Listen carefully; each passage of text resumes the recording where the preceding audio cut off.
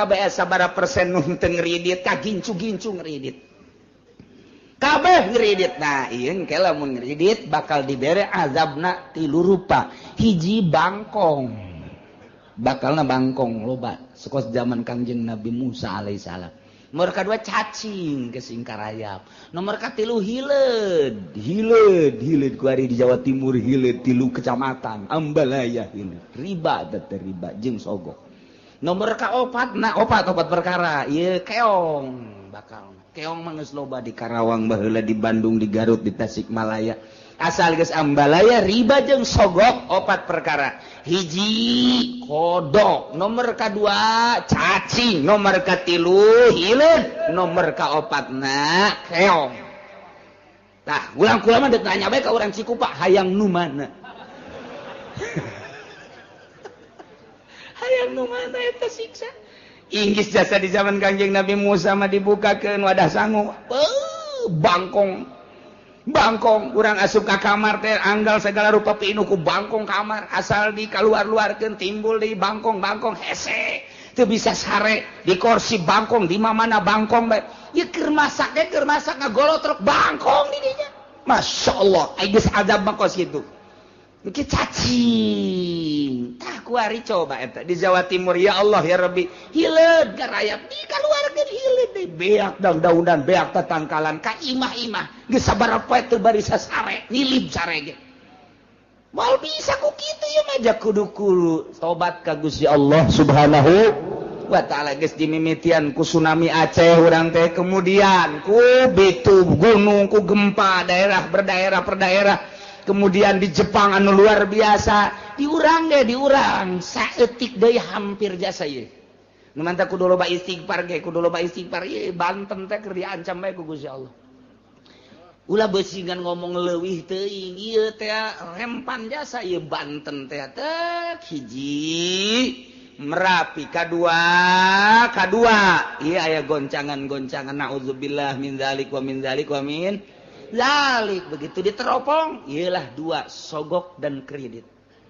Geus Ambalaya persentasina teh geus meludak anu luar biasa. Mantap lobakeun maca eta teh la ilaha illa anta subhanaka inni kuntu minaz zalimin fastajabna lahu wa najainahu minal ghammi wa kadzalika nunjil mukminin. Eta bae dikembangkeun ku urang terus beranjeun peuting. Ieu bahaya sesogok teh geus teu ngarasa haram.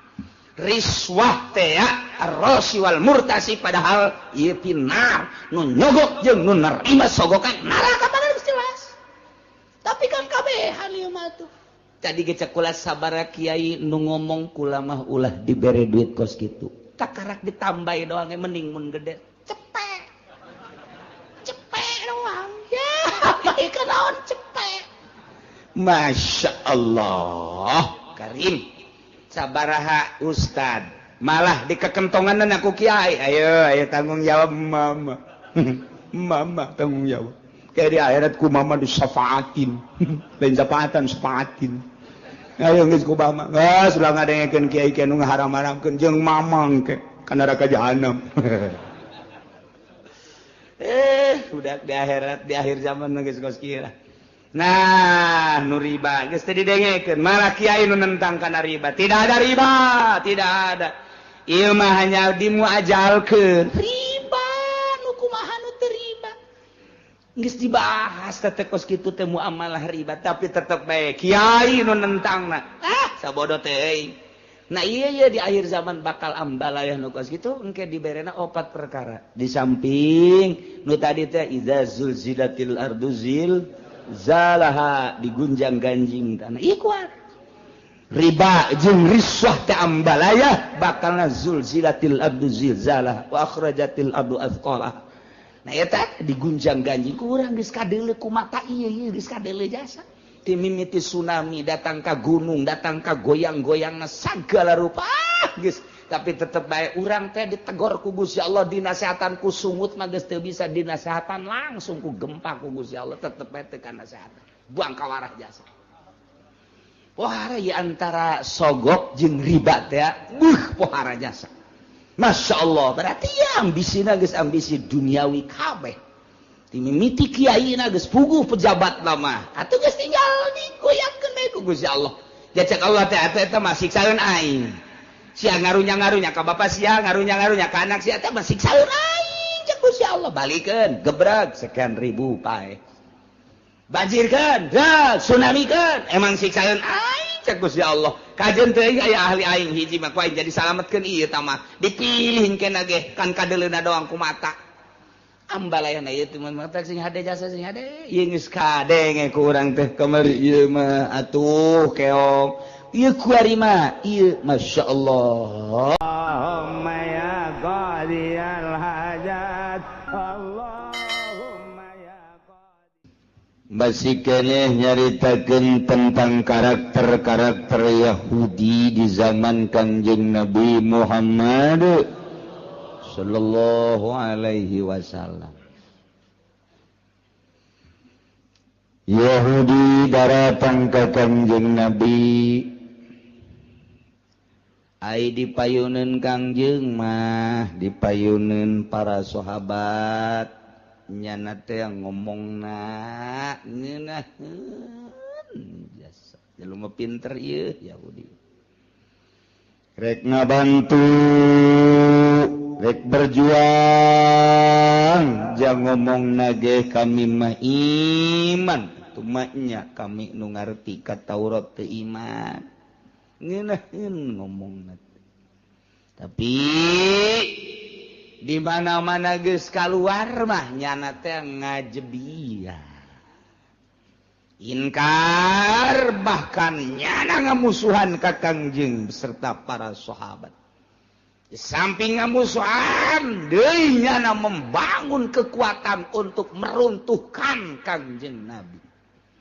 Bahkan siap tempur perang merangan Kangjeng Nabi Muhammad sallallahu alaihi wasallam. Kitulah karakter Yahudi teh. Masyaallah. Urang hidup di tahun 1430 sekian. Berarti geus 14 abad urang di zaman Kangjeng. Teu pernah bareng urang sareng Kangjeng, teu pernah bareng jeung para sahabat, teu pernah bareng jeung Abu Jahal. Teu pernah bareng jeung kekentong-kekentong Yahudi. Tapi karakter nama urang kuari nyaho. Bisa dibandingkan jeung karakter-karakter tatangga urang kuari. Bisa dibandingkan jeung karakter-karakter pemimpin nu aya di sekitar urang. Urang maca sejarah baheula, urang bakal hafal. Dibandingkan jeung kuari nu matak sejarah bapa daripada bangsa. Urang kudu mengenal sejarah, dieuweukeun ieu ku Amerika teh sejarah-sejarah teh dieuweukeun. Di antarana kuari aya tafsir baru buatan orang Mesir bersekongkol jeung Yahudi. Tafsir tersebut dileungitkeun sejarah. Ngabidahkeun nyana teh ngaji bangsa Jalalain. Ngabidahkeun nyana teh ngaji bangsa tafsir Munir. Ngabidahkeun nyana ngaji bangsa tafsir Kasyaf, tafsir Fakhrul Razi, tafsir Ruhul Bayan dan lain sebagainya. Sebab cek nyana tafsir-tafsir tersebut itu adalah buatan manusia-manusia ortodok yang tidak pernah tahu tentang situasi dan kondisi. Ya, wari aya tafsir baru sih hade. Di jerona nyaritakeun gegede nama tentang Yerusalem Masjidil Aqsa. Di jero eta tafsir teh aya ke cerita tentang Masjid Aqsa ayat 3 ternyata di jero tafsir eta. Aqsa nu asli, Aqsa anu sarua zamana harita jeung aya Aqsa anu buatan baru. Aqsa buatan baru mah eta teh geus teu dipercaya, tinggal aya deui dua deui. Nurutkeun cek di tafsir eta nu asli teh Aqsa nu ieu lain nu ieu, Aqsa nu ieu mah lain Aqsa disebutna Masjid Umar. Tah sebab di dieu kuari keur digali geus teu asing deui. Aya simpenan Raja Sulaiman, berikut aya kuburan Kangjeng Nabi Sulaiman alaihis salam, tapi teh teu beunang-beunang. Begitu dikeker aya ternyata wah eta teh bandang barang. Non kitu garana simpenan Kangjeng Nabi Sulaiman, emas teh, berlian teh, yakut dan lain sebagainya. Tapi datang ka kuari teu beunang-beunang. kesulitan orang Yahudi gitu. Tapi ternyata memang menurut peneropongan jeung satelit aya di dinya. Maka kuari dek dibongkar total Masjidil Aqsa teh geus lain di mimbar bae dialihkeun lantaran besi perang dunia Aqsa nu asli ieu heula disebarkeun ke tafsir sia ada engke. Sia ada tak engke aya penelitian ke unggal-unggal daerah di Indonesia khususnya lantaran terbanyak pesantren sedunia adalah di Indonesia. Mulai engke ye di Indonesia diinstruksikan bakal aya 24.000 pesantren nu bakal didatangkan 1.000 pesantren. 1.000 pesantren bakal diteliti teteh jerona ngaji naon kitab mana bae tercampur henteu jeung sekolah nu yayasan mah geus teu dianggap pondok pesantren. Ulah beja-beja ieu urang bae nu ngaji bae mah. Ulah beja-beja kanu sejen ieu urang bae geus nu ngaji. Engke kiai di itu ngaji kitu deui. Engke kiai di lembur ngaji kitu deui. Atuh nyaho kabehan kajeun. Seluruhna 24.000 pondok pesantren nu santrina ieu sa Indonesia aya 7 juta nu keur diopenan ieu teh tah. Nah ieu 1.000 pondok pesantren engke bakal aya penelitian ngaji naon bae, naon bae, terus engke kadituna dua alternatif, imma erek diganti make kurikulum wa imma erek diperkuat kesalapanana. Lantaran melihat kehancuran moral bangsa Indonesia jauh dibandingkan jeung 20 atau 30 tahun katukang teh sangat beradab Indonesia di dunia ieu, tapi setelah kuari ieu hancurna sarua jeung luar negeri. Contoh aya tawuran baheula mah urang ngadenge di Inggris di Jerman kuari nu tawuran urang Cikupa. Baheula nu gontok-gontokan teh ieu adalah supporter Juventus Inggris baheula. Tapi kuari mah ieu supporter susianya hosi aja sia meureun. Eta kok kitu coba teu karu. Ieu akhlak dek dikamanakeun. Ieu anak-anak urang nu karak SMP nu karak SMA. Berarti eta teh calon-calon pemimpin. Anu kalaluar ti unggal lembur sakumaha siraru. Butuh dukungan teteh kos kitu teh. Tapi di satu sisi moralna deuk kumaha polisi sampikeun ka geus bingungeun. Da polisina ge sarua ieu. Deuk kumaha coba ieu? Ieu kakarage awalan. Anu geus korban terbunuh dari tawuran tersebut geus sabaraha puluh mungkin ratus. Ieu kakarage sabaraha tahun tumbuh model kos kitu. Encan 10 tahun ke depan bakal kumaha? Melihat dari sudut eta ulama kuari keur mempersiapkan ke depan bagaimana. Setelah diteliti satu-satuna hanya pondok pesantren nu bisa ngadidik akhlakul karimah. Nah, engke ieu bakal diteliti, ulah kaget. Ya, para kiai tenang bae, mun ditanya, ieu kumaha naon bae kitabna bejakeun. Hatul muin. Naon deui? Riya, naon deui? Takrib, naon deui? Sapina. Anu peruk besar naon? Sapina. Kajeun geus pokona mah. Mun ditanya engke kadituna, siap kan teh ieu teh disejajarkan dengan formal? Tidak siap. Dek disejajarkan jeung SMA, jadi urang teh boga ijazah. Engke ijazah pondok pesantren teh bisa pake asup ka cinglung. Ka egel. Atau kemana bae. Nah iya, kompak kabeh utuh ulama nu 1000 teh ya. Engke sabaraha persen nya teh ieu suarana. Lamun 60% siap untuk disejajarkan, jadi berarti pakai kurikulum. Tapi lamun 60% tidak siap, tidak jadi pakai kurikulum, tetap akan diutuhkan. Ilah akan dijadikan sumber dari segala sumber pondok pesantren, tinggal kumaha kiaina. Lamun kiaina kuari bisa disogok, kiai bangpak sama kos gitu. Kita kiai bae atuh disogok atuh kumaha hansip.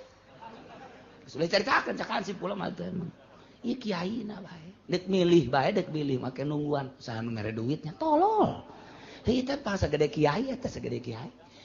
Tah eta kos kitu. Nah ieu engke bakal aya tafsir-tafsir. Sebabnya nyahoeun Amerika. Kekuatan di Irak adalah ieu orang-orang anu selalu naon kitu ngaranna memperkuat tafsir-tafsir, sejarah-sejarah. Sedangkan sejarah adalah bapa daripada bangsa. Geus dipicen teh ka sungai Tigris baheula teh ku orang Yahudi. Peradaban buku peradaban Islam teh geus dipicen ka sungai Tigris timbul deui kuari. mata kewalahan selalu aya atuh hadis Bukhari jeung Muslim teh apan terus-terusan dibaca ditafsiran terus datang ka kuari tumbuh deui teh di dunia teh anu memperkuat kesalapan masih alhamdulillahirabbil alamin ku Yahudi dengan cara dimodernkeun kuari teh encan sukses mantak eta mah bakalna moal tamanu kos kitu mah bangsa yayasan-yayasan moal didatangan ieu mah pondok pesantren salaf 1000 jumlahna bakal didatangan diteliti engkena teh nah ieu tinggal suara terbanyakna mempertahankan salaf apa mempertahankan modern engke bakalna aya tah hasilna nah mantak cik ulah bejaan ka kiai-kiai mun ditanya siap apa tidak disetarakan dengan formal tidak siap. Bagaimana nanti setelah itu murid-murid Anda? Bagaimana Allah saja? Itu baik. Tapi kan kita harus menciptakan anu kumaha sia bae. Nah, iya bakal. Duh, Masya Allah. Sebab mengaburkan sejarah Nababari Jahasan. Ke timbul ke tafsir laluannya. Dibaca, oh bal bisa. Tak merencana Yahudi tiba heula kos kitu mah. Alif hiji bae Al-Quran mereaksi percetakan dah Bandung sabaraha kali mengkaburkan percetakan dan tetap baik teliti alhamdulillah masih keneh loba nu hafizul Qur'an nu bisa neliti tentang alif ba hiji komo sakalimah mah diusulkeun karena mentek pentasnya dicabut, dicokot orang-orang nu brilian, diurang nu hafizul Quran. Coba taseh dibalikan tafsirna ge, terjemahanana terus. Mentek aya terjemahan Wahabi ku ari anu datang ka unggal kitu perumahan-perumahan tetep bae teu bisa diterima. Ieu tafsir ieu bae Jalalain sangat sederhana. Urang dengekeun, urang paham, sangkan urang wauh jeung Gusti Allah Subhanahu wa taala. Nah, Yahudi teh kos kitu karakterna.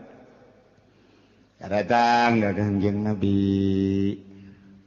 Padahal mah nyana datang nanti mawa kakufuran. Ke kaluar ti Kangjeng Nabi, kufur keneh bae. Jadi terobah walaupun dipayunin Kangjeng mah ieu nyana amanna iman deuk ngadukung italah karakter musuh Allah Subhanahu wa ta'ala ieu dijelaskeun ayat wa idza ja'ukum qalu amanna وَقَدْ دَخَلُوا إِلَيْكُمْ بِالْكُفْرِ وَهُمْ قَدْ خَرَجُوا مِنْ عِنْدِكُمْ بِهِ وَلَمْ يُؤْمِنُوا وَاللَّهُ أَعْلَمُ بِمَا كَانُوا يَكْتُمُونَ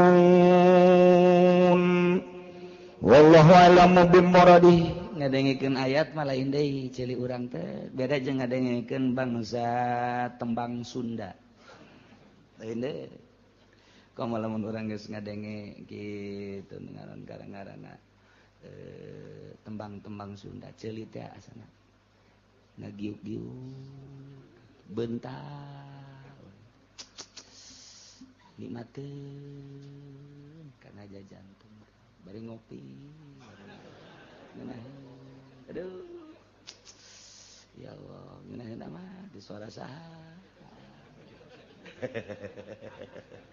barang didengekeun heti ku sendang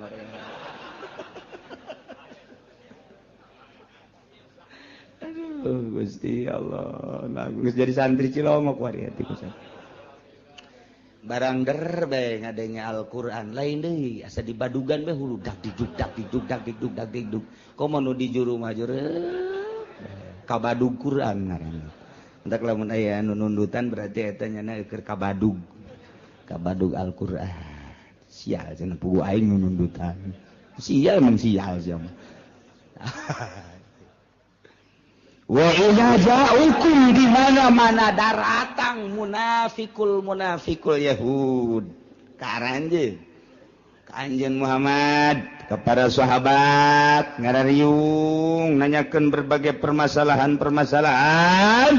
kumaha nya ngomongna qalu cak Yahudi amanna kami ngimankeun ka Anjeun Muhammad dipayunin para sahabat atuh kami tepan macaan Taurat dina kitab Taurat tepan aya keterangan-keterangan nabi akhir zaman ieu Muhammad teh memeh maraneh geus kami leuwih ti heula nginahin biasa ngomong tinggal di bejaan bae besi dek berjuang melalui naon bejaan kami dek kadukung andai kata kudu perang kami ti heula sebab kami nu leuwih nyaho kalem mena kami geus imankeun leuwih ti heula ka Muhammad teh meneh Muhammad aya ku kami geus dibaca-baca keteranganna ku ari geus aya manya kudu mundur kami eta Yahudi teh kos kitu masyaallah ngunahin kadengena wa qad dakhalu ilaikum bil kufri nyana asup ka maraneh kabeh mutalabbisina bil kufri mawa kakufuran wa hum qad kharaju min indikum mutalabbisina bihi bari nyana kaluarga tetep bae mawa kakufuran berarti asupna kufur keluarga kufur tapi ucapanana ketika asup berhadapan jeung Kanjeng berhadapan jeung para sahabat ngomongna aman nah berarti omonganana ieu di hareup mah kitu ditukangkeun mah lain omongan nu buang kawarah teh kos kitu kos urang musyawarah masjid di lembur begitu tek deuk nyieun masjid siap emang di Arab ngabangun masjid teh deuk ilaha. Geus pokona mah aing nu dihareup eta ngomongna mah ngejeger-jeger kana ceuli panitia. Dok. Begitu berangkat. Saminggu ditungguan eueuh. 2 minggu eueuh, sabulan eueuh bahkan ngaco di tukang mah. Alah budak ngabangun masjid teuing. Sakieu keur darurat da urang dahar hese ngabangun masjid. Toloh tong panitia goblok tong panitia. Geus budak sok ditaluturkeun. Ai ka panglima kamari itu bisa hadir engke make beung musyawarah deui mah hadir geus kula teu geus diajakan geus kabeh tah dihareupeun mah masyaallah luar biasa hebat jasa tapi lamun ditukangan darurat ieu nya ngeunaan masjid beul mabak masih geus kitu eta kos kitu teh karakter Yahudi di lembur Cikupa aya keneh alhamdulillahirabbil bukan lembur aya keneh masyaallah karim teh suwung-suwung kitu jeung kitu bae datang ka kiamah terus bae anu negakeun Al-Qur'anul Karim moal eueuh la yazalu taifatun moal eureun segolongan zahirina alal haq terus bae kajen teuing situasi jeung kondisi rupa luar biasa baheula zaman obor kuari zaman listrik baheula zaman surat kuari zaman SMS tetep bae nu thaifatun zahirina alal haq moal suwung-suwung di luar negeri di dalam negeri di negara Islam di negara kafir tetep bae janji Allah melalui hadis tu diucapkeun ku Kangjeng Nabi tetep bae moal eureun thaifatun zahirina alal haq bakal aya bae saurang bae mah di hiji nagara bakal aya bae di negara mana bae bakal aya bae atuh tangtu bae musuhna bae bakal aya bae turunan Abu Jahal ternyata aya nengtet di Cikupa eta tah nengtet nengtet teh jeung nongtot kakadi nengtet mah leuwih leutik dibatan nongtot kos betik jeung betok betik teh leutik libatan betok padahal eta kene tuh kos gitu nah itu terus bae meureun bahkan kadugalan beuki akhir zaman beuki tumbuh pesat nu zahirina alal haq beuki saeutik beuki leutik beuki saeutik beuki tapi tetep aya eta teh janji la yazalu taifatun zahirina alal haq tetep bakal aya bae di saat batur teh beug ngilu tabawa cah ka ditu tetep bae bakal aya bae jelema nu teger nyaritakeun Al-Qur'anul Karim nyaritakeun hadis Kangjeng Nabi tanpa pamrih eta mah geus janji bakal aya bae jang ngoboran masyarakat eta mah geus nyaho mah sabodo dibedakeun haram ya haram atuh terus bae eueuh masalah tah mah emang meureun bakal dijadikeun suluh neraka ieu tah mah eueuh masalah dijadikeun suluh doang dibulak-balik dibalik-balik pake ngarerab eta mah geus sabodo bae ngan tetep bae bakal aya bae muncul bae Dan muncul Gus Dur di Indonesia. Diakui atau tidak diakui, dunia telah mengakui. Lantaran yang ada bakal merubah negara yang tahu hanya orang-orang tertentu. Keambil ke Amerika. Gulingkan. Kadangnya Saddam Hussein. Dengan gaya seperti Saddam Hussein. Geus kanyaoan ku Yahudi, keambil ku Yahudi. Bahaya gede. Habiskan. Timbul deui Gaddafi. Keambil ku Yahudi teh. Kieu ieu mah karakterna teh. Zahirina lalak teh bermacam-macam kumaha situasi jeung kondisi jeung nagarana. Tak, di ulamana Said Maliki baheula di Mekah teh Yahudi geus ngomong bae, hancurkan Said Maliki, hancurkan. Tapi nu mampu ya maut dengan biasa bae. Osama bin Laden tetep bae menggemparkan dunia. Kajian kumaha ge informasina ulah aya nu bagus-bagus bakal muncul bae, percaya atau tidak, mengaku atau tidak, justru Yahudi ngalawan Osama bin Laden.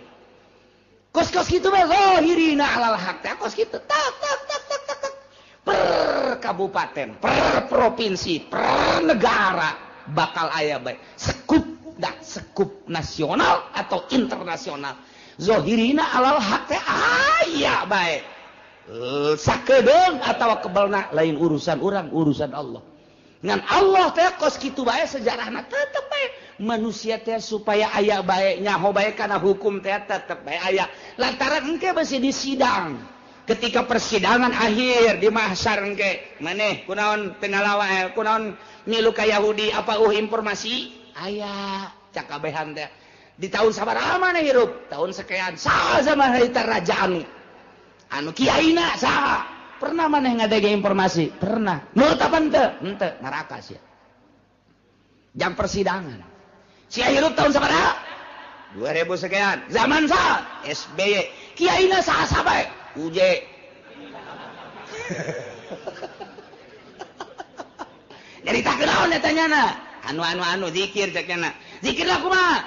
Mere duit urang kanyana. Tah eta pan. Oh berarti jeung UJ-UJ-na tadi. Gitu tadi tanya engke urang. Zaman saha sia? Hirup zaman anu kiai saha? Kiai anu. Pernah sia ngadenge? Pernah. Milu sia ngaji? Henteu. Haji sia nyaho ka hukum? Henteu. Kula mah ngan ngadenge doang bahwa aya kiai anu ngebentang-bentangkeun agama. Kula mah henteu sehingga kula mah mabok bae terus. Neraka sia. Jam sumpah doang kos kitu. Sidang bupatina. Bupati saja, bupati anu. Nah, di zaman sia jadi bupati aya kiai we, aya. Saha kiaina sa kabupaten? Catet anu. Saha ku sia pernah disogok? 99,9. Saha teu pernah disogok? Si anu. Ngabentakeun hukum? Ngabentakeun. Pernah nyaritakeun bahwa korupsi haram? Pernah. Ai sia korupsi tante? Ya etik. Berarti aya tah. Ngaji teu? Henteu pernah. Neraka.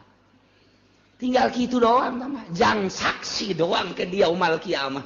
Aya bae zahirina alal haq murni. Jangan sumpah engke. Sia hirup di tahun sabaraha? Sekian. Aya kiaina? Aya. Nyaritakeun naon? Hukum. Nya osok ceramah? Osok. Aju sia milu kadinya. Aju sia ngalakukan henteu kula manuturkeun we. Sorga sia. Ha. Aju sia kurang sabarema salat ngan milu doang. Heuh. Gua mah disadaun kompetkeun we jeung si Abdul Qadir ceuk teh. Aja sia ka ditu dahar gua ge. Pokona zikir dahar, mere sidekana henteu.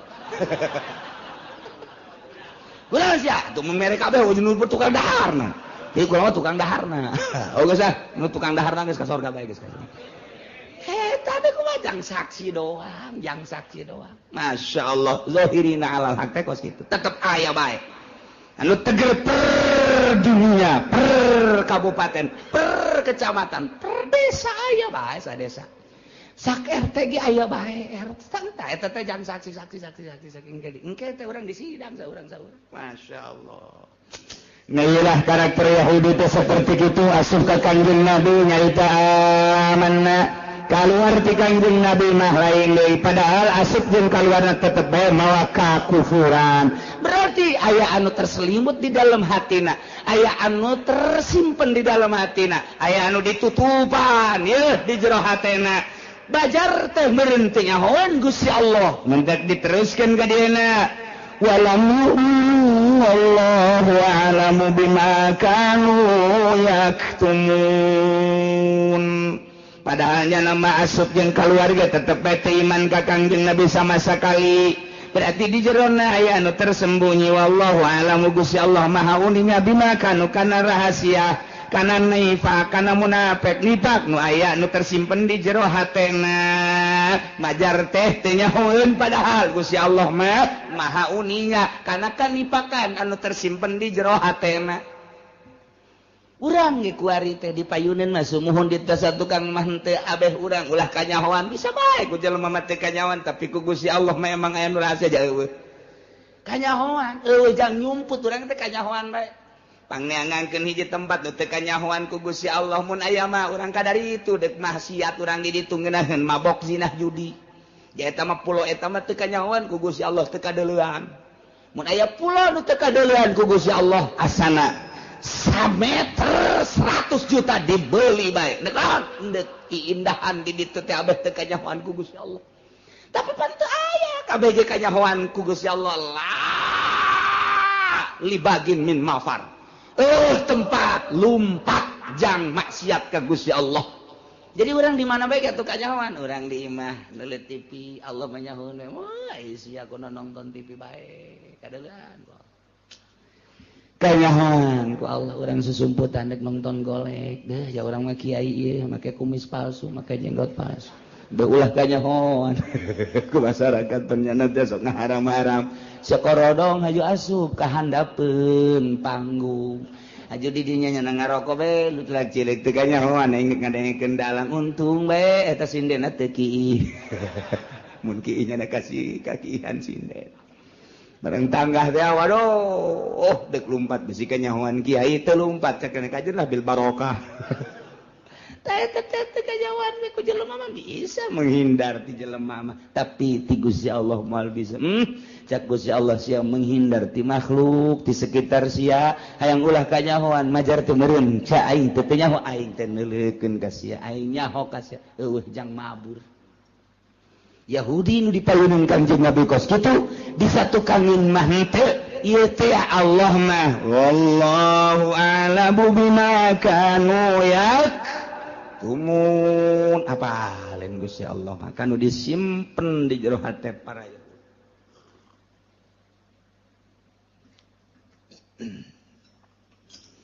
wa tara katsiran يسارعون في الكفر والعدوان وأكلهم السحت Muhammad anjeun bakal ningali katsiron lolobana minhum ti Yahudi mayoritas jelema nu beragama Yahudi anu kalalapir bakal neuleuh anjeun teh yusari'una fil ismi nyana teh bakal gagancangan ngalaksanakeun dosa ya kauna sarian fil ismi lamun aya dosa juru kudu pangheulana bae embungeun pandeuri. Nomor kedua wal udwan yana fil ismi mah dosa teh buhang bohong terutama omongan mah kieu tapi dicatukangeun mah lain dosa jeung sajabana kunyana teh dipigawe pangheulana wal udwan jeung zalim berbagai permaksiatan. Padahal mah ismi teh geus mencakup kana udwan jeung aklihimus suhat cek ahli naon kitu bayan mah ismi teh geus terkandung di jelona ieu adalah kidib ismi teh di jerona geus terkandung udwan ismi teh di jerona geus terkandung aklihimus suhat ngadahar barang haram ismi teh mencakup kana bil ma'asi mencakup kana maksiat wa dzunub jeung berbagai dosa-dosa. Tapi di dia dijelaskan deui berarti ya ta'atul khos alam nu mantak dicaritakeun lantaran pohara jasa kalakuan Yahudi model ieuna.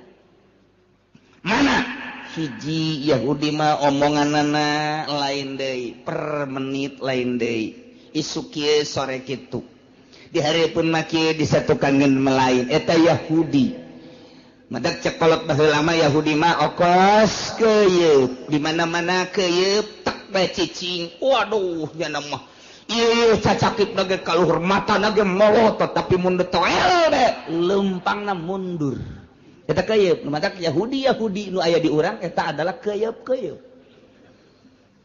teh kos kitu teh hiji nih bohong. Dua, wal udwan, selalu zalim aniaya.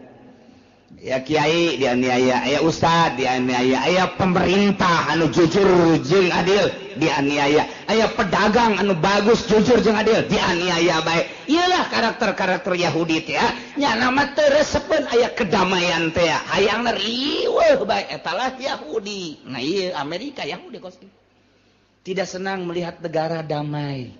Tersepen neuli jelema damai. Nya nama hayangna kalut bae. Dibuatlah fitnah Ahmadiyah, dibuatlah fitnah. Wah, bermacam-macam.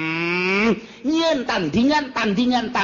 Iya Yahudi teh kos kitu tersepen aya damai. Nya nama tersepen aya pangajian kieu teh damai amat cenah teh ngararaji. Datang diuk ngopi ngaroko balanja balik pan damai teh penuh kos kitu ngaranna teh. Waduh, tersepen Yahudi teh kos kitu teh tersepen jasanya nama tah nyeun akses nyeun nya nama bangsa nu teu pidamieun tanu mantap geus bae di akhir zaman mah urang ngaberesan diri urang bae tentremkeun diri urang ibadah ka Gusti Allah Subhanahu wa taala lantaran di jerona teu aya nu kaluar tina kitu pembuatan maranehanana nu dibuat kieu politikna kieu ekonomi geus ancur-ancuran geus urang pula pilih bae salametkeun jamual kebal ieu hirup teh moal kebal ieu ngaha naon kitu ngaranna kitu ngahareupeun instruksi ti raja mah urang teh ieu hayang bener hese geus bae urang bae ngabebener tinggal bari ngadoa doakeun ieu nu keur ngaleumpangkeun roda politik mudah-mudahan rada bener. Ai bener jasa mah jamual rada bener bae. Bener jasa mah jamual rada bener. Cak camat sial ngeureunana. Cak bupati emang moal ben moal we kajian kumaha. Moal cak ulah moal imah rada dong rada. Sebab naon atuh itu informasi di luhurna. Ai baheula mah nu mantak aya satpam teh aja ngajagaan pamalingan. Ai kuari mah nu malingna satpam. Dek bener kumaha atuh. Nu mantak aya pamarentah teh panjang urusan rakyat dibalik ku ari mah justru pamarentah urusaneun rakyat atuh dibalik dek bener kumaha atuh jadi DPR teh kiai anu ditangkep teh pan DPR eta teh wakil urang eta teh nu ngurusan urang sabaraha bupati nu ditangkep sabaraha gubernur nu ditangkep sabaraha menteri pitangkepeun eta teh pan nu ngurusan urang berarti nyana urusan urang jauh keneh ka bener teh ieu rada bener rada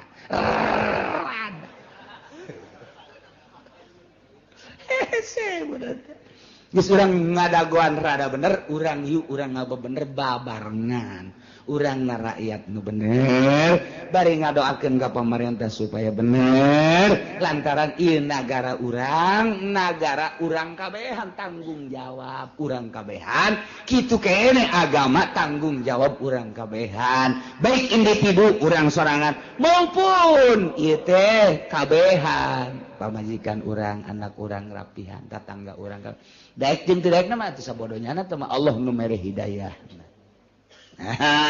Muhammad anjeun bakal ningali lolobana ti golongan Yahudi anu mayoritas manyana mah guragiru dina ngalaksanakeun dosa guragiru dina ngabohong guragiru nyana mah dina zalim guragiru dina ngadahar haram aklihimus suhat karisa seperti sogok-sogokan riba jeung riba-riba lamun teh mah aya kreditan nyana mambung tinggaleun ku batur ti heula Dong, ya malah mere informasi ka babaturanna supaya nuturkeun nyana. Itu kene lamun aya pilkades, pilkada, pilpres, eta teh ngadagoan sogokan-sogokanana. Eta teh aklihimus sholat, haram teh riswah, eta teh haram, tapi pan boro-boro hansip kiai na ge ngadagoan. Haram, mantap kiai teh jadi panutan. Mentak kiai ngomong kunaon nya ka aing teh daek ngararaji heran jasa aing manu ngaji teh tadina aya 100 ku ari ngaletikan jadi 20 ulah disalahkeun nu ngajina lantaran eta omonganna timbulna tina tanaganya na meunang nyogok aya atut liwatnya na nyokot eta ayo sia kiai kamari dibere 100.000 kan ngaku sia rukun wudu sia moal laku kajen ku tetep ceuli aing datang ka laku bae aing mah percaya jasa ka Al-Qur'anul Karim percaya jasa ka ucapan Kangjeng Nabi Muhammad sallallahu alaihi percaya jasa ka ucapan-ucapan para supi-supi. Lamun dateng sia ngadahar sogokan kos kitu. Nu 3 juta aya kan? Aya nu 3 juta. Anu sabaraha juta deui? Sia meureun diberena. Ya Allah ya Rabbi. Nah, dahar ku sia. Ucapkeun ku sia rukun wudu tek datang ka laku bae. Cenah udang-udangna gede. 5 make udang-udang sia. Ayo tumpukeun cenah geus kolot. Jenggotan jeung geus huisan. Moal laku sia gajen kuku paling diseungseuikeun sia. Naon sababna? Ieu energina tina tanaga hasil daripada ristah wa aklihumus swat bejakeun ka kiai nu make udang-udang. Ya, itu kitabna besi teu percaya. Wa aklihumus swat Yahudi nu gegeuraan ngadahar barang sogokan. Rukun wudu cenah teu laku bongan sia. Bongan sia baheula mah kiai teh cara ricing we diondang kiai kalimah kula pangmagahankeun ngaji hayang nyaho rukun wudu. Pohara jasa ta kiai. Boga mustika ti Kanjeng Nabi rukun wudu jeung rukun salat dipake kahayang ku tatangga. Panggil deui ka ditu 2an 3an ge kiai pangmagahankeun kula berarti energina luar biasa. Ieu mah deuk bae urang deuk ngayakeun pangajian teh. Saha nu ngajina kian? Sanu gajina kiaian. Esok waean gitu. Am sakitu hebatna ngomongna, lain ngomongna. Kunaon? Kamari hadir. Iman di lapangan, nya nu ceramahna.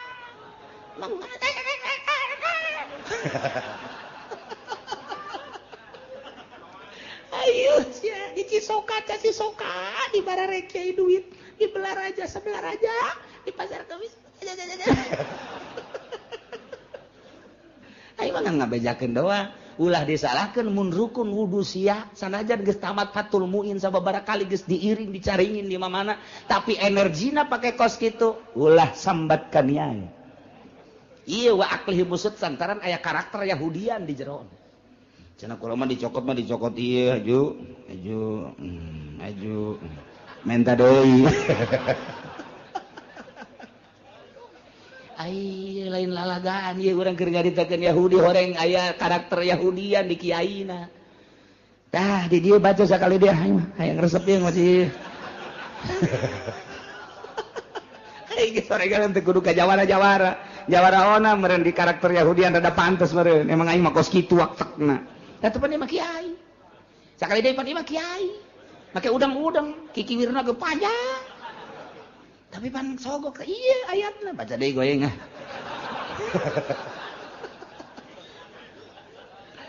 Besican kabacaeun deui ku kiai atuh magaring nu kamari mah teh aya gori hadir sia nyawan we teh kiai jeuna. Lain nyawan we ingin nanyakeun saha kiai nu hadir kiai anu ti kukun aya anu. Aja itu pasar Kamis aya kiai anu ceramahna saha si anu. Didukung ku saha ku kiai anu. Deleukeun sia. Gerak ngaji sia jeung masyarakat. Masa depan sia suram sia. Parukunan sia moal laku sia ka jeung kumaha ge. Sakitu bae eta mah diancamna lain ku aing Al-Qur'anul Karim ngancam baca deui going. Wa tara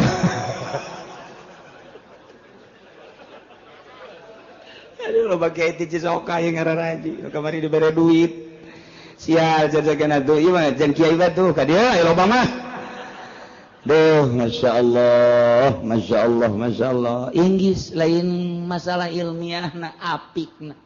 Baheula mah boro-boro disogok aya tek bae nu ekah embungeun ngadaharna kunaon can bisa ilmuna. Baheula korban teh set embung kunaon can bisa ieu narimana ilmuna beusi salah ieu teh pan ibadah lain daging sambarangan. Kuari mah pan kiai ngatuh. Ceker enggak ditu. Ka ditu tanduk. Kulit babagi ka ditu. Dagingna ka imah.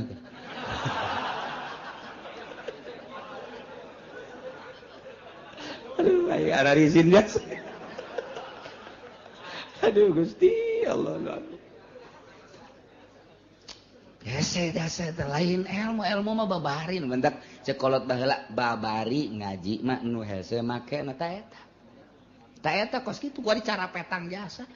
Teu masantren ge kuari jadi kiai Haji Oma Irama. teu kadenge jama santrena sugan kadenge di Cisoka mah santren henteu tapi jadi kiai atuh kiai bae ka ditu henteu saha nu nyalahkeun eueuh ngan saha nu deuk nuturkeun hukum meunang di kiai haji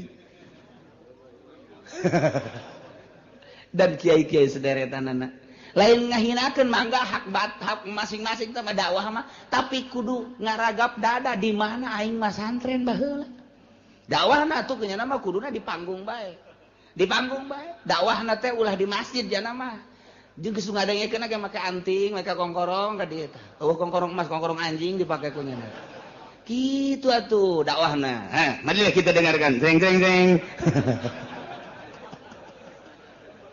nya anda dakwahna kos kitu ulah di masjid make sorban ulah lain potongan atuh nyana mah da kos kitu jadi nya nama dakwahna dengarkan ya tidak ada Tuhan selain Allah la ilaha illallah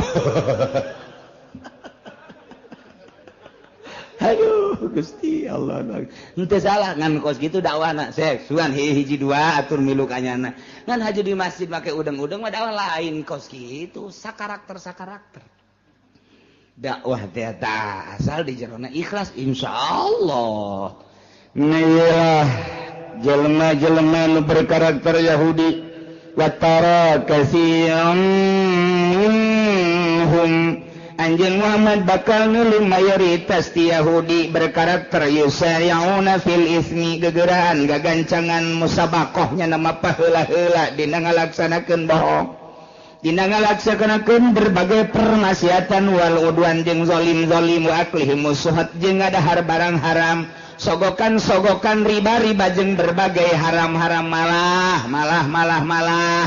barang dideul dina kitab kabair teh lamun aya engke di akhir zaman lain lamun bakal jasa hiji sogokan teh teu karasa haram di akhir zaman mah kuari mimiti kamari ieu mah aya ge di DPR doang kemudian di Pemda hayang naik hayang jadi Pimpro dan lain sebagainya nyogok ka bupati kemudian hayang naik guru jadi guru honor hayang jadi guru PS tina jadi guru PS hayang jadi kepala nyogok hayana di kalangan kos kitu bae kitu kene hayang boga naik jabatan polisi misalnya tina beret hiji kana dua tina balok hiji kana balok dua atuh ceuk urang mah nyogok teuing balok di mah aing ge loba panggul we los ku sia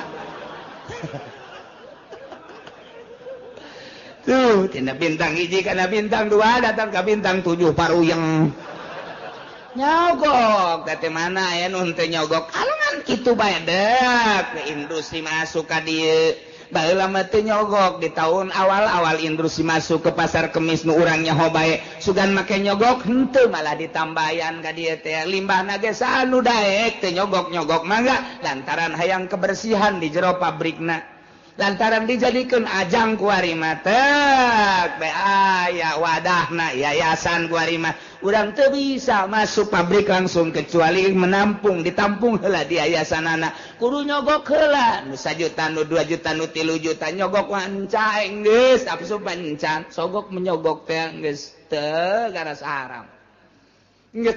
haram nanya ka kiai kumaha aja teu bisa lamun teu nyogok mah teu darahaeun kuna naon bener kiai bener pokona mah ka dieu bae unggal bulan ngadoakeun cek teh teh kiai upload deui sarwana kudu tegas kiai kumaha ieu lamun teu nyogok teu bisa ulah haram hidup sabode sia eta mah geus nyana di alam ku Gusti Allah oh berarti tegas adapun nyana dek durut deuteur urusan nyana ulah kieu puluh ya kiai kumaha aja lamun teu nyogok mah teu bisa teu bisa heuh nya hesenya oh kiai yang teu bisa jasa cuma tuh aduh tenan naon lah sekali-kali mah teu naon kesi lamun geus asup atuh ka dieu sering mau jeruk ka aingnya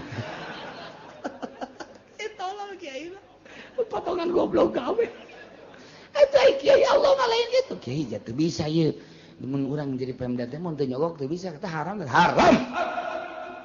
geus balik cenah nurut teu nurut urusan nyana ngan kiai di alam ku Gusti Allah oh cak Allah kiai aing sia naik derajat sia rajan teu boga mobil oh masalah guys Masya Allah Karim di akhir zaman teh bakal sogok menyogok teh rakyat kabehan bari jadi lurah na nyogok rakyat da disogok kabeh kan baheula mah tek deuk pilkada dek naon gitu ngajadikeun bupati teh hanya dewan doang kumpulkeun aya sabaraha kursi ya di urang teh aya 50 kursi beli 30 geus mayoritas suara geus kajen mah ka neraka emang rombongan neraka ieu teh mah kata tapi rakyat papan henteu kasogok-sogok tapi ketika drek dibuka otonomi daerah pilih langsung ku masyarakat masyarakatna dibelian geus aya tanda tangan malah set luar biasa aya sabaraha persen kiai anu teu narima sogokan aya sabaraha persen tokoh masyarakat nu teu narima sogokan aya sabaraha persen pemuda nu teu narima sogokan eta lah nu ahli Allahna anu surga anu mempertahankeun kajeun aing mah henteu ngarokok ge nu penting mah aing mah cak Allah bae aya sabaraha persen nu kos kituna sadesa coba hayu masyarakat geus disogok kabeh riba kabeh aya sabaraha persen nu teu ngridit kagincu-gincu ngridit kabeh ngridit nah ieu engke lamun ngridit bakal dibere azabna 3 rupa hiji bangkong bakalna bangkong loba sekos zaman Kangjeng Nabi Musa alaihissalam nomor kadua cacing ke singkarayap nomor katilu hileud ku ari di Jawa Timur hileud 3 kecamatan Ambalaya hileud riba teh riba jeung sogok nomor kaopat opat perkara ieu keong bakal keong mah geus loba di Karawang baheula di Bandung di Garut di Tasikmalaya asal geus Ambalaya riba jeung sogok 4 perkara hiji kodok nomor kadua cacing nomor katilu hileud nomor kaopatna keong tah ulang-ulang mah deuk nanya bae ka urang Cikupa hayang nu mana hayang nu mana eta siksa Inggris jasa di zaman Kangjeng Nabi Musa mah dibukakeun wadah sangu. Bangkong urang asup ka kamar teh anggal segala rupa piinu ku bangkong kamar asal di kaluar-luarkeun timbul di bangkong hese teu bisa sare di kursi bangkong di mana bangkong bae ieu keur masak ngagolotrok bangkong di dinya masyaallah ai geus azab mah kos kitu iki cacing tah kuari coba eta di Jawa Timur ya Allah ya Rabbi hileud garayap di kaluarkeun hileud deui beak daun-daunan beak tatangkalan ka imah-imah geus sabaraha poe teu bari sasare nyilip sare ge moal bisa ku kitu ya mah jak kudu tobat ka Gusti Allah Subhanahu wa taala geus dimimitian ku tsunami Aceh urang teh kemudian ku bitu gunung ku gempa daerah berdaerah kemudian di Jepang anu luar biasa diurang saeutik deui hampir jasa ieu nu mantap kudu loba istighfar ieu Banten teh keur diancam bae ku Gusti Allah ulah beusingan ngomong leuwih teuing ieu teh rempan jasa ieu Banten teh hiji Merapi kadua ieu aya goncangan naudzubillah min dzalik wa min zalik begitu diteropong ialah 2 sogok dan kredit geus Ambalaya persentasina teh geus meludak anu luar biasa mantak lobakeun maca eta teh la ilaha illa anta subhanaka inni kuntu minaz zalimin fastajabna lahu wa najainahu minal ghammi wa kadzalika nunjil mukminin eta bae dikembangkeun ku urang terus beranjeun peuting ieu bahaya sesogok teh geus teu ngarasa haram riswah teh ar-rashi wal murtasi padahal ieu pinar nu nyogok jeung nu narima sogokan neraka padahal jelas tapi kan kabehan ieu mah tuh tadi ge cek kula sabaraha kiai nu ngomong kula mah ulah dibere duit kos kitu takarak ditambahi doang ge mending mun gede cepet doang ya ieu naon cepet Masya Allah Karim sabaraha ustad malah dikekentongan aku kiai ayo tanggung jawab mama tanggung jawab kayak di akhirat ku mama disafaatin lain safaatin ayo geus ku mama sudah ngadengekeun kiai kiai nu ngaharam-haramkeun jeung mamang ke ka neraka jahanam udah di akhirat di akhir zaman geus kos kieu nah nu riba geus teu didengekeun malah kiai nu nentang kana riba tidak ada riba tidak ada ieu mah hanya dimuajalkeun riba nu kumaha nu teu riba geus dibahas teh kos kitu teh muamalah riba tapi tetep bae kiai nu nentangna sabodo teh Nah iya di akhir zaman bakal ambalayah nu kos kitu engke diberena 4 perkara. Di samping nu tadi teh idza zulzilatil ardu zalaha digunjang ganjing tanah. Ieu kuat. Riba jeung riswah teh ambalayah bakalna zulzilatil ardu zilzalah wa akhrajatil ardu athqalah. Nah eta digunjang ganjing ku urang geus kadeuleu ku mata ieu geus kadeuleu jasa. Ti mimiti tsunami datang ka gunung, datang ka goyang-goyangna sagala rupa geus tapi tetep bae urang teh ditegor ku Gusti Allah dinasehatan ku sungut mah geus teu bisa dinasehatan langsung ku gempa ku Gusti Allah tetep bae teu kanasehatan. Buang kawarah jasa. Pohara ieu antara sogok jeung riba teh pohara jasa. Masya Allah berarti ya ambisina geus ambisi duniawi kabeh. Mimiti kiai na geus puguh pejabat nama atuh geus tinggal digoyangkeun bae ku Gusti Allah. Ya cek Allah teh eta mah siksaeun aing. Sia ngarunya-ngarunya ka bapa sia, ngarunya-ngarunya ka anak sia teh mah siksaeun aing cek Gusti Allah. Balikeun gebrek sekian ribu pae.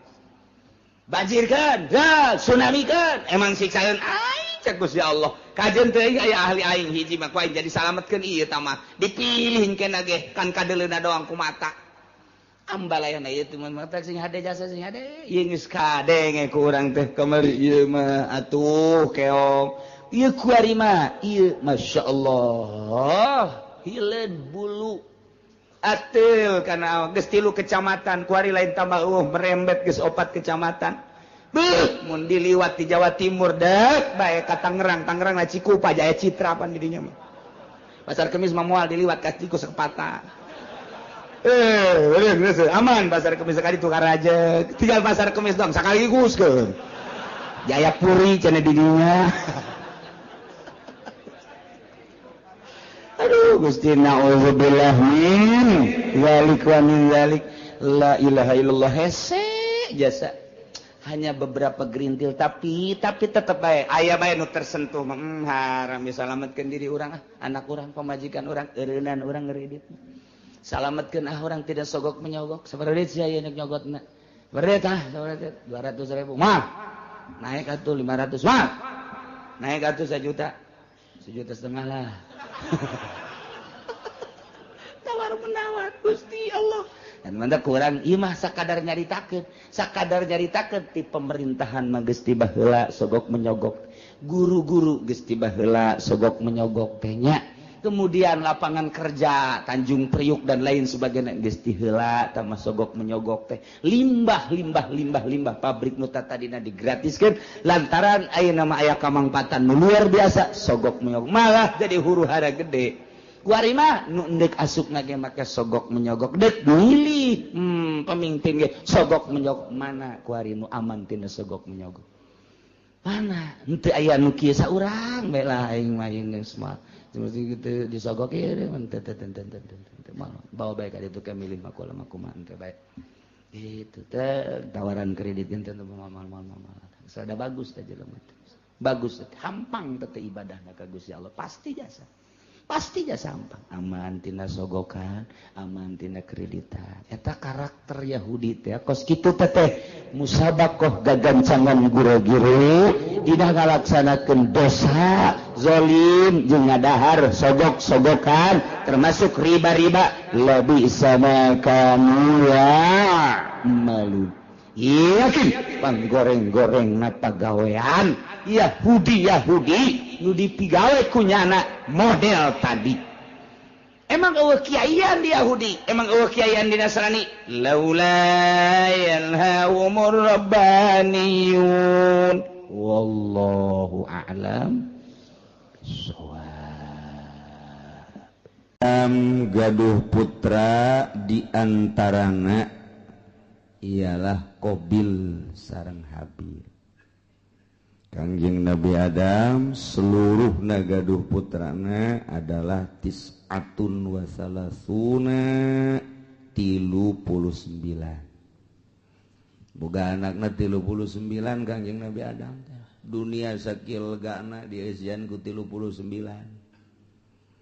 Sedengkeun ablag-ablagan sepi meureun dunia kakarak Kangjeng Nabi Adam Siti Hawa haju anak ngan ari Qabil mah Qabil eta cak sariwayat mah lahirna di sorga, ari Habil mah lahirna di dunia di dia di bumi. Cak sariwayat Qabil mah Qabil eta kelahiran sorganya nama tah Qabil, ari Habil mah kelahiran bumi. Supaya rada cepet Gusti Allah teh ngalobakeun makhluk, maka ngalahirna ieu Siti Hawa sakali lahir sajodo dua-dua. Lalaki awewe lalaki awewe lalaki awewe kitu bae tah sajodo.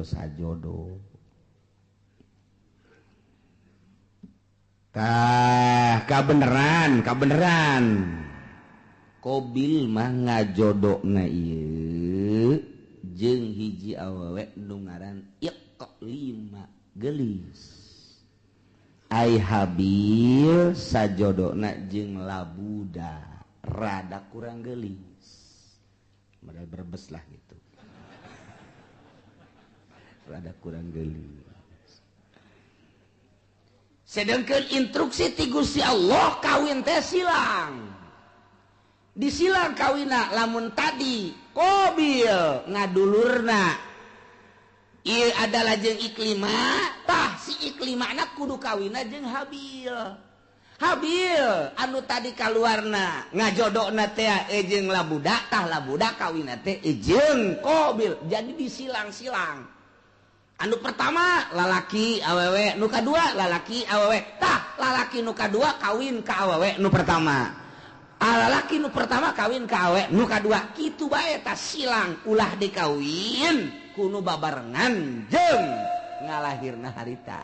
Jadi teu meunang bareng jeung kembaranana. Eta lah hukum di zaman Kangjeng Nabi Adam alaihis kawin dipersilakan geus aya instruksi kawin, cuman instruksi hukumna kudu disilang teu meunang jeung kembaranana. Eta hukum mulai tadi dijatah.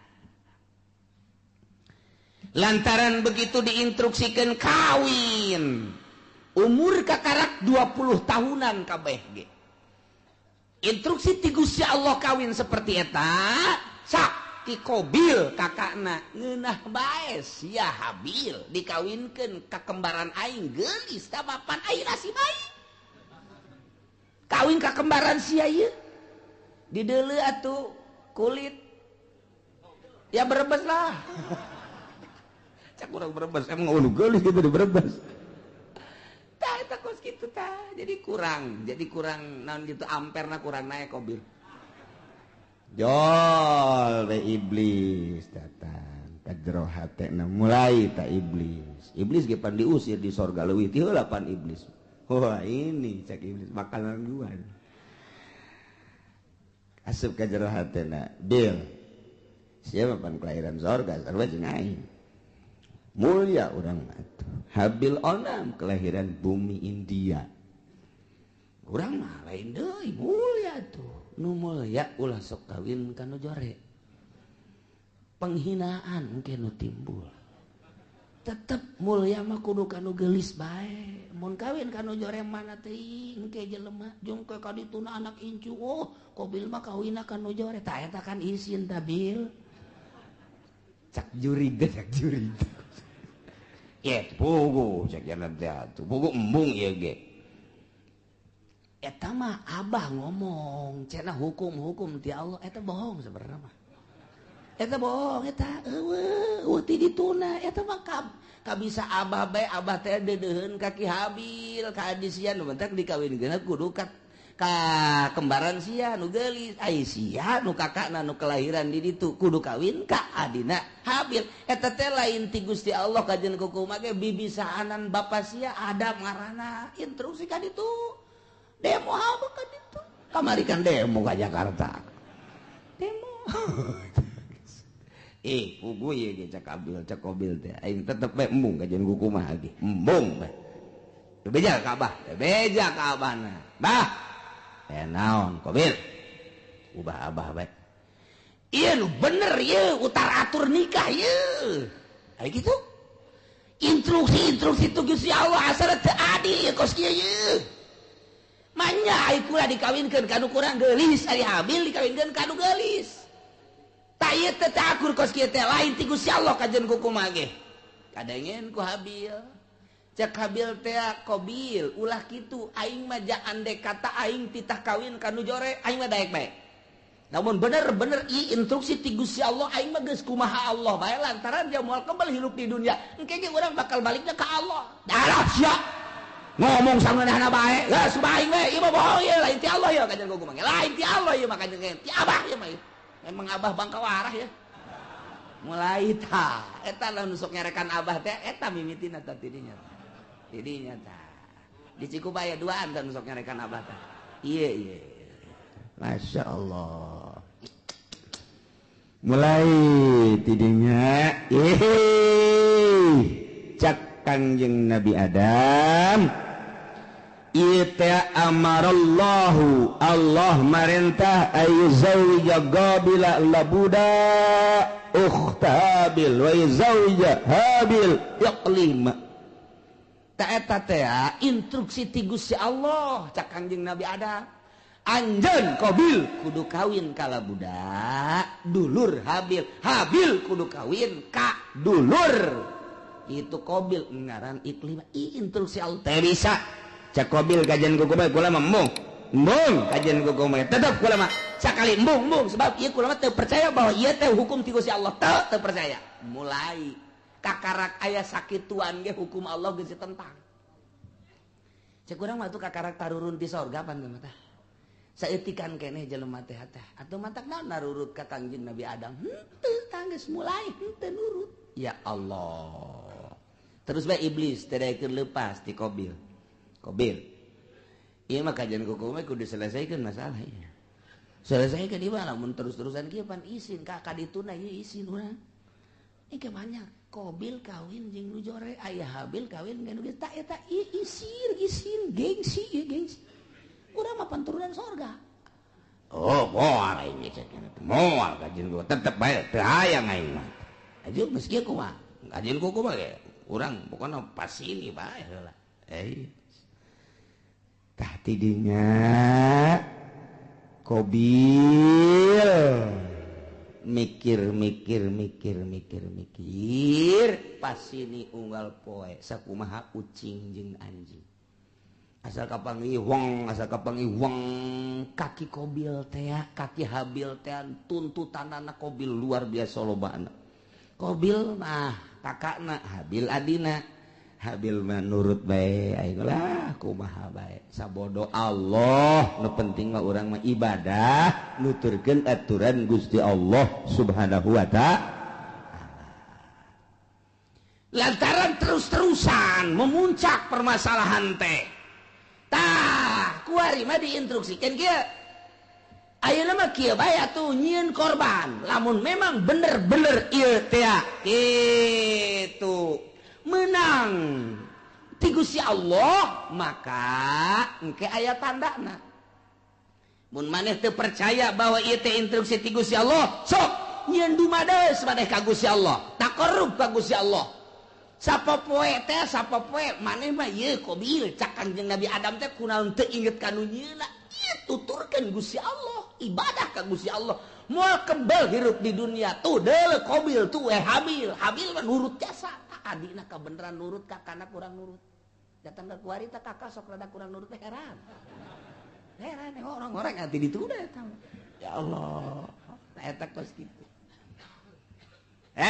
yes nyieun korban kuari mah nyieun korban naon nu dikorbankeun ku maneh Qabil ulama supaya Gusti Allah narima ka kula berkorban lantaran kula mah petani hasil tani bae ayo geura kumpulkeun maneh Habil naon kula mah lantaran pangangon embe kibas kula mah cirina naon cak Qabil ieu bahwa korban ditarima ku Gusti Allah jeung teu ditarimana engke cak Kangjeng Nabi Adam lamun ditarima bakal turun langsung ti langit seuneu set engke ngalahap anu ditarima mun anu maneh Qabil ditarima beak engke garing dihakan seuneu dilentab seuneu lamun nu ieu anu diterima nu kono habil nu embe beak bos ini kitu bae oke cek nyana jadi geus ya dikumpulkeun ku nyana harta-harta hasil tatanian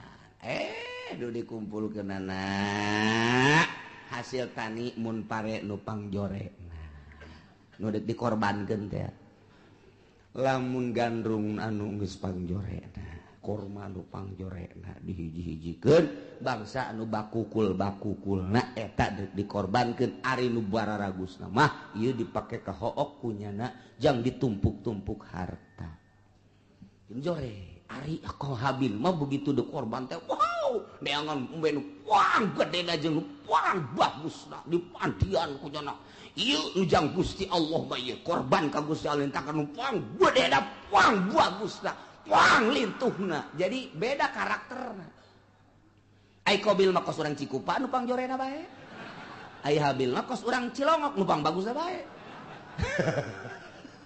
sia cek urang Cikupa tah eta kos kitu kayana tedan bek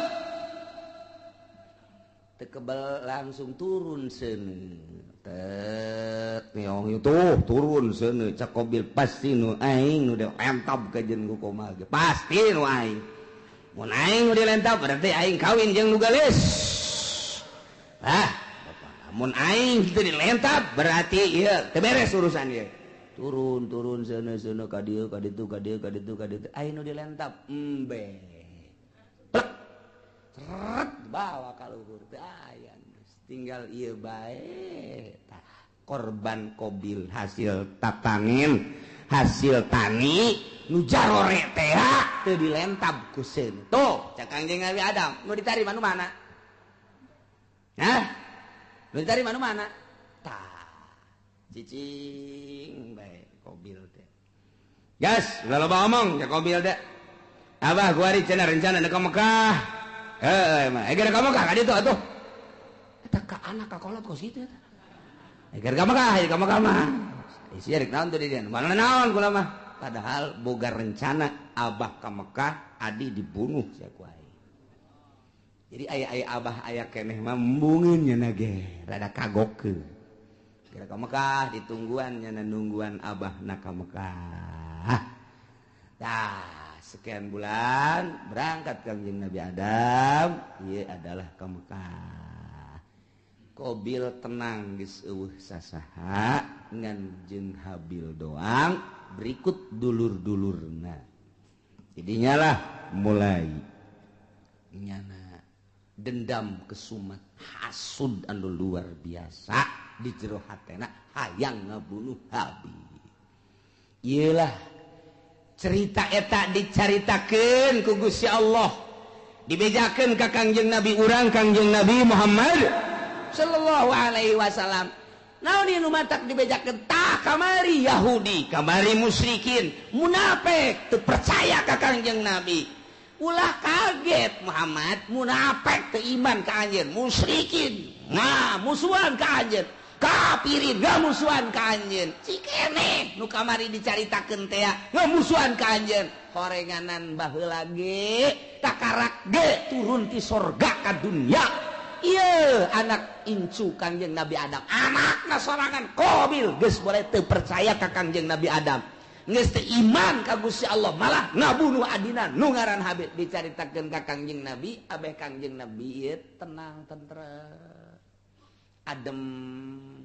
sebab lamun teu nurut jelema ka Kangjeng kemudian Kangjeng Nabi na teu dihibur manusiawi kan Kangjeng Nabi sifat kemanusiaan apaan aing teu diturut aing kitu mah aya dongeng-dongengna tah Kangjeng Nabi Isa ge teu diturut jah heueuh tuh Kangjeng Nabi Adam ge teu diturut jah heueuh atuh komo aing abeh kitu entek tenang Kangjeng nah ieu lah didongengkeun ku Gusti Allah melalui ayat watslu bacakeun ku anjeun ya Muhammad he Muhammad alaihim atas kaum anjeun baheula dibacakeun ku Kangjeng di Madinah terus disampai-sampaikeun ku sahabat disampaikeun ku tabiin disampaikeun ku atbat tabiin ku ari poe Minggu disampaikeun ku ari ku urang kadenge ta dongeng eta teh ta ieu ayatna bacakeun Muhammad ka kaum anjeun naon naba'ab ni Adam berita anak dua Kangjeng Nabi Adam alaihis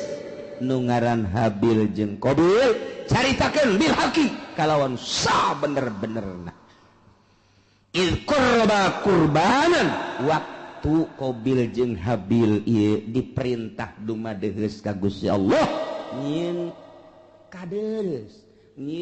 kadeheus nyin takrub melalui kurban ilallahi ka Gusti Allah nu dilaksanakeun ku Habil makibas Qabil mah hasil tani yakni zar'un patukubila min ahadihima ditarima na ti salah sahijina hungkul nyata nu ditarima nu Habil ari nu Qabil mah teu ditarima walam yutaqabbal minal akhar kasimpulanana korban Habil mah diterima cirina dilahap seuneu Qabil mah teu ditarima cirina aya bae di dinya teu robah-robah ti dinya lah mulai Qabil bendu ka Habil nyimpen di jero hatena hasud anu luar biasa nungguan Kangjeng Nabi Adam munggah haji teu Kangjeng Nabi Adam munggah haji ngaharep Qabil ka Habil abah geus eueuh emak geus eueuh tinggal nyana bae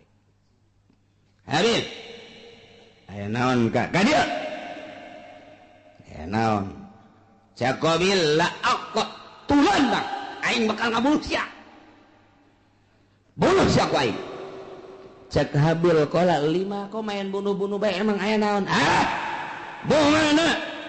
mana kurban mana mah diterima kurban aing henteu ki atuh teh urusan Gusti Allah tah mah cak Habil teh innama yataqabbalullahu minal muttaqin nu ditarima teh jelema anu sieun ka Gusti Allah mukmin muttaqin ditarima aing teu ditarima teh mah tuh urusanna kurang takwa berarti teh mah ulah ngabunuh kula ka Gusti Allah kan teu bisa gara-gara sia aing bogoh mah boluh sia ku aing geus bebeneran ditutur-tutur bae geus diagag-agag bae geus dikieu-kieu bae leungeun cak Habil cak adenaka dengan bahasa anu lemah lembut ka laim basatta iyadaka ma lain basatta ilayya iyadaka litaqatulani ma ana bibasiti yadiya ilaik li aqatulak bahasa lagi daheun Habil ka dek ngabunuh bae jak kurang mah ieu azar sararieun jasa ka Gusti Allah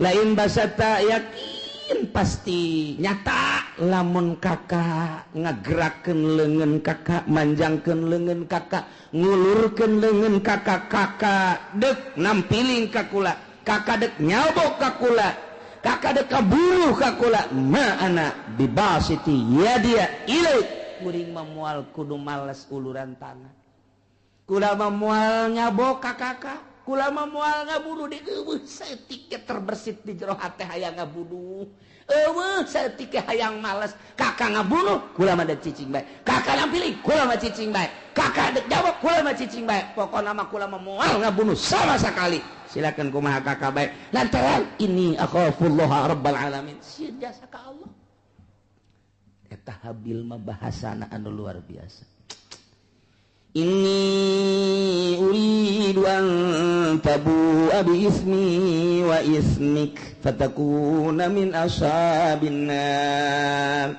cak Habil teh asanyana kaula teh ieu adalah sieun jasa ka Gusti Allah lamun sampekeun ka kakak ngabunuh ka kula atuh meureunanan seakan sing kuring teh kula teh ieu berharap kakak teh ke bakal balik ke akhirat teh mawa dosa kula jeung dosa kakak sorangan memeh ngabunuh kula ge kakak geus loba jasa dosana ditambah jeung dosa ngabunuh ka kula duanana dibawa ku kakak engke kakak di akhirat fatakuna min ashabin nar atuh engke bakal jadi ahli neraka tah ieu bahasana luar biasa aya bahasa inni uridu an tabu'a sanyana kaula ngarepkeun kana yen babalik berarti boga harepan lain boga harepan lantaran eueuh maksud males ngabunuh seakan kos nu mengharap nyana teh dibunuh lain mengharap dibunuh urusan dibunuh mamangga kumaha kakak